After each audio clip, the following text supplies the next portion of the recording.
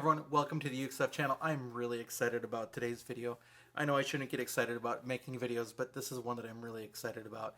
Today I get to show you the Hricane. This is their model ukestuff.info.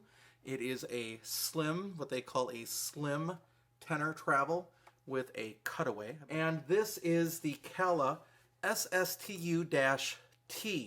Now, Kala does make a cutaway like this, but it costs significantly more in that body style. So today we get to look at both of these, and I get to tell you about what I think about both of them. I did not know which ukulele Hricane was going to send me, and when I unboxed this one, I was just delighted because instantly I realized I've got this one, and I wanted to compare them. Now, I have reviewed both of these, and in retrospect, I would rate the Kala a little higher in sound quality than I would the Hricane, just by a touch. We'll talk about that in the comparison. So if you pull up both of those uke guide sheets at ukeguide.info and look at them across from each other, the only thing I would change is bringing the Hricane down a little bit and the Kala up, and we'll talk about that. But otherwise, I pretty much stand by everything that I said between the two. And you can see why, when I opened it, how I was absolutely blown away by the instruments and their similarities, and I thought, this is fantastic. Also, in full disclosure, I've talked about how I have a love-hate relationship with this instrument. I love it, but at the same time, for some reason, it's more difficult to play for me. It has more tension. Someone suggested I try concert strings on it. I'm not done that yet.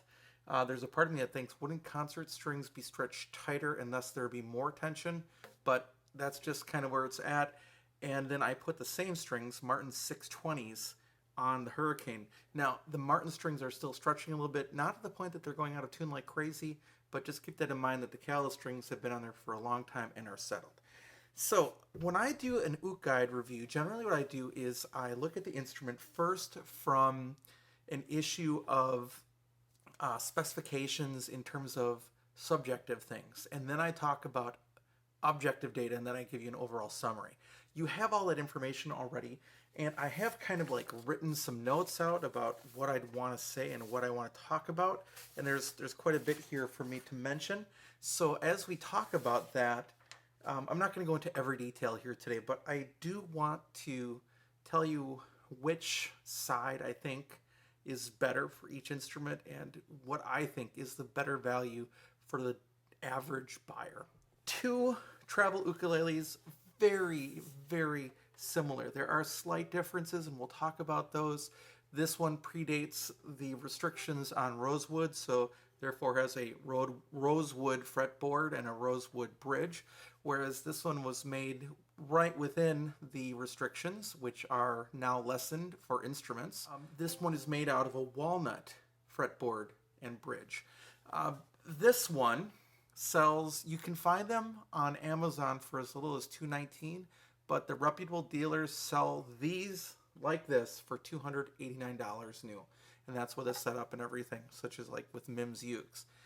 This guy won't come with a setup, but you can get it right now for under $90. And so if you just do the math like that. Now, Kala also has a cutout model of this, the SSTU-SMC-C, which means Kala solid spruce top travel ukulele with spalted maple laminate back and sides, and then the cutout. That guy is, if I'm looking at my numbers correctly here, is $349. So if you want the same look Kala, it's not just that $200 difference, it becomes more than that, $250 difference. So $349 if you want the Kala version of that. And that becomes significant really quickly. Let's talk about accessories. The Kala comes with a bag, which is kind of nice. There's a lot of Kalas that don't. And the bag is okay. I mean, it's made for the travel ukulele. It has kind of a neat texture. It has that kind of cool Kala logo on it. And it has kind of a neat foam padded inside. It's going to do what you need it to do in terms of travel. You've got two straps for your back. You've got a handle and nothing else on it. The Hricane comes with a gig bag, same general shape and so forth and purpose. Thin bag, same amount roughly of padding, maybe a little less nice padding on the inside, but it does have a little pocket, which isn't incredibly deep, but it's enough to throw a tuner in or a pair of strings if you're traveling, or a pick if you're a person that uses a pick. Just one strap, a little bit wider, but it has some padding on it and a handle as well. So realistically, I kind of like the Hricane bag a little better than I like the Kala bag, but I'm glad that both of them include a bag. The Hricane also comes with a cloth, some strings, and some picks. I do not think it comes with a tuner. So in terms of cost, in terms of value, the Hricane is going to be the winner. When it comes to build quality, so if you've watched my review of the Hricane, there's a minor flaw in the purfling, which to me doesn't bother me at all. I'm sure some people would send it back, but I'm fine with that. The real issue is a nut that is cut uneven, where strings 1 and 2 are far more close to each other than the other strings, whereas the Kala does not have that problem. However, the Kala has extremely tight string spacing, not even 21 millimeters. So if you compare the two of them together, it's kind of a wash. I would like this one to have evenly spaced strings, but for the price difference, I can go online, order a different nut for, like, I can buy a nut and a saddle, even though I don't need the saddle, or a whole group of nuts for $10 and sand it down to fit versus spending another $200 to $250 for an instrument. Pretty straightforward to me, but when it goes to quality, Kala gets the nod. Now, also in full disclosure, my Kala has experienced a couple traumas. There's a good nick in the instrument there, but also it has a cracked top, and that's not unusual. I have a friend who actually did buy the cutaway version of this, went to Hawaii, was planning on buying a Hawaiian instrument, and fell in love with the sound of the cutaway Kala Travel Ukulele with the spalted maple back and sides, and he bought one of those. His top is cracked all over too. So I think there's a chance that Kala maybe even, there's a saying that the best ukuleles are like an ounce away from just caving in and destruction. I think there's a chance that Kala actually went too thin with their soundboard on these, and thus that's why the cracking is happening. But I just put a little bit of glue in there and just let it, because I know I'm not going to probably be selling this, even though I always threaten to sell this one. So when it comes to quality control, the Kala is probably the winner there, with the exception of knowing that I have seen others with cracks, not just mine, and then the issue with the nut there. But it's a pretty easy fix to get them almost on par. So just keep that in mind. Talking about appearance, I think it's a wash, but it's going to be easier to change the strings on the Hricane. If you don't like the walnut fretboard and the walnut bridge, that will probably someday go back to rosewood. I'm not as big a fan of the walnut. On the sides, I don't mind it, but I'm not a big fan of the big sheet of laminate walnut. It looks a little, I don't know, it looks muddy in places, if that makes sense. I much visually prefer the mahogany laminate that Kala uses. So in terms of looks, I kind of lean that way.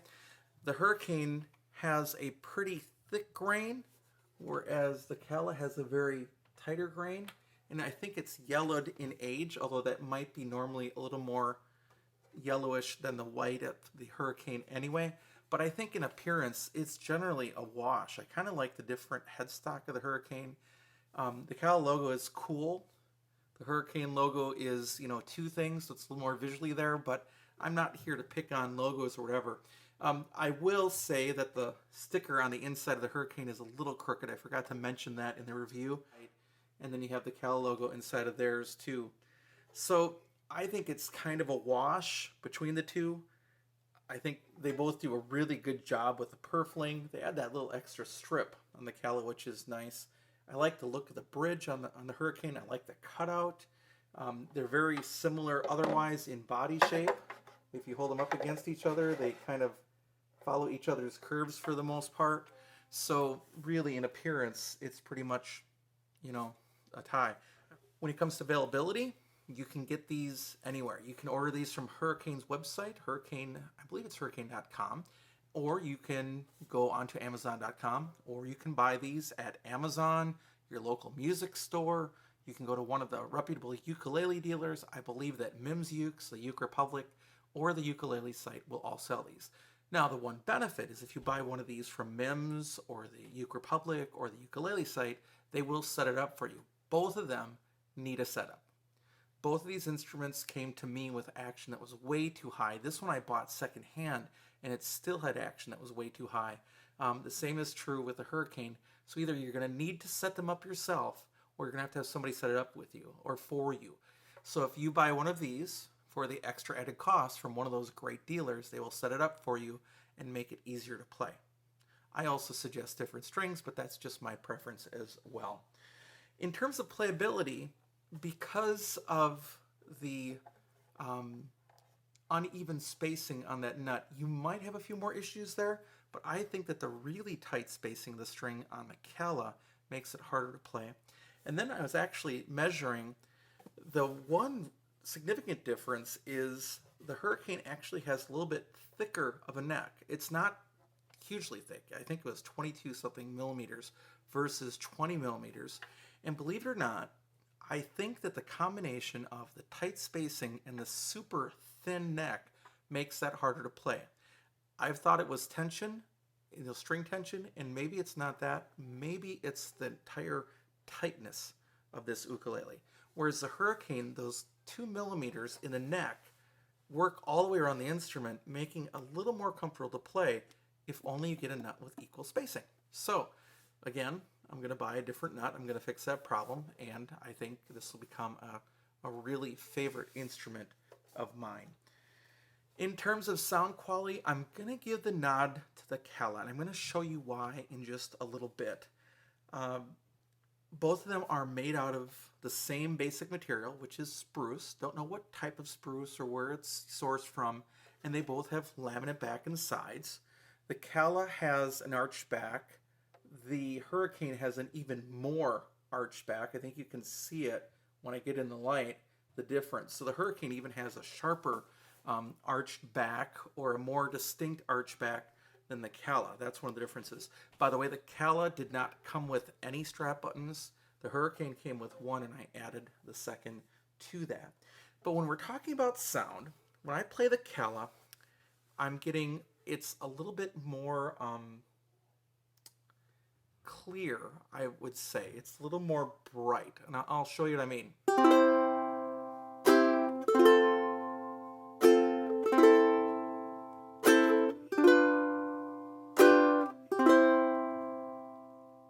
Tons of sound, tons of sustain. Now, without talking too much, here's the Hricane.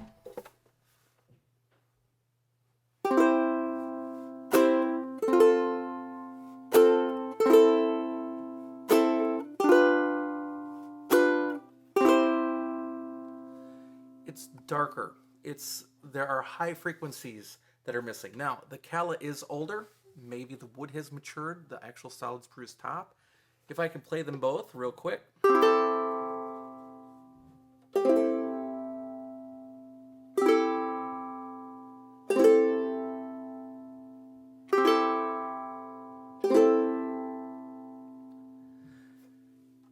The Hricane isn't bad, but it's not quite the sound quality of the Kala. The question is the Kala worth $200 of sound quality? Is it worth $250 of sound quality? And that's something that you have to decide. Now, how about volume? Let me hit each one of these. I'll start with the Hricane this time.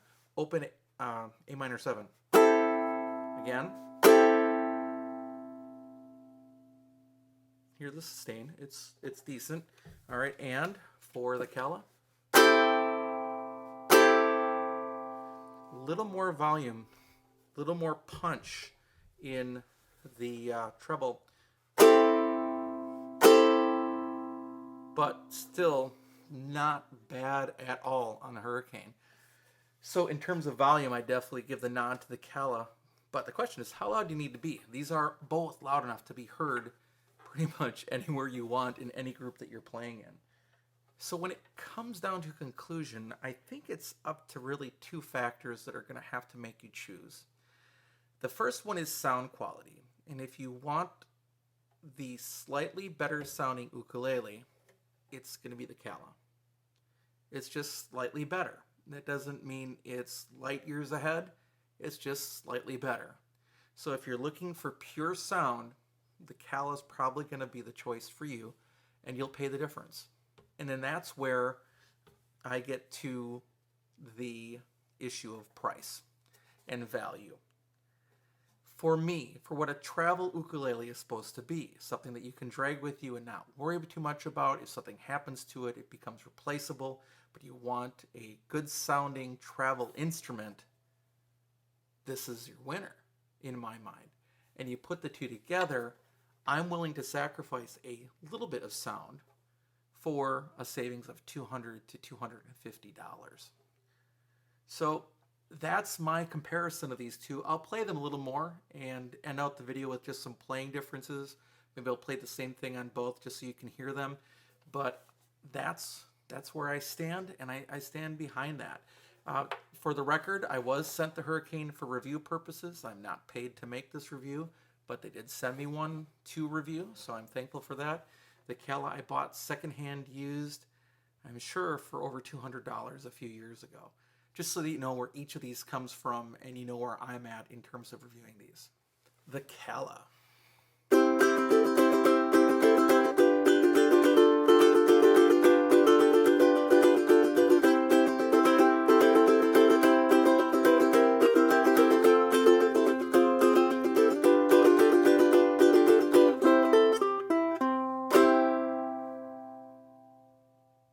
The Hricane.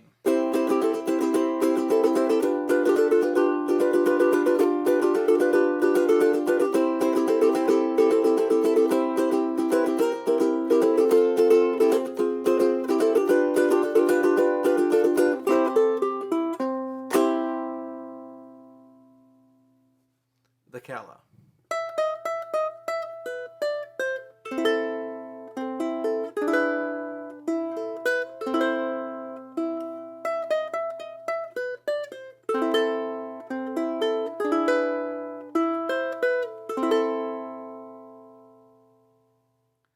The Hricane.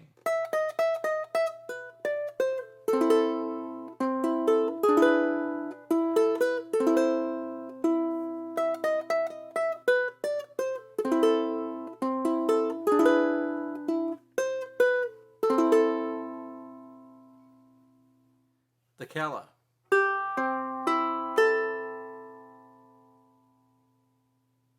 The Hricane.